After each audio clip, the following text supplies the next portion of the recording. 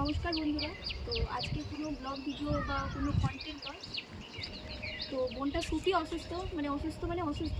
আমার এইটাই চাওয়া যে ছোট বোনটার মুখে হাসি ফেরাতে তোমরাই একমাত্র পারো। দেখো যে ওরও ইচ্ছে করছে যে আরও 4টা বাচ্চা খেলছে, ওরও খেলতে ইচ্ছে করছে, কিন্তু ও সরিয়ে দিচ্ছে না। ও ফুটফুটে দেখতেই পাচ্ছ যে মিষ্টি খুব। তো আমি জানি এই ভিডিওটা অনেক বড় বড় ইউটিউবারদের হাতে পৌঁছাবে।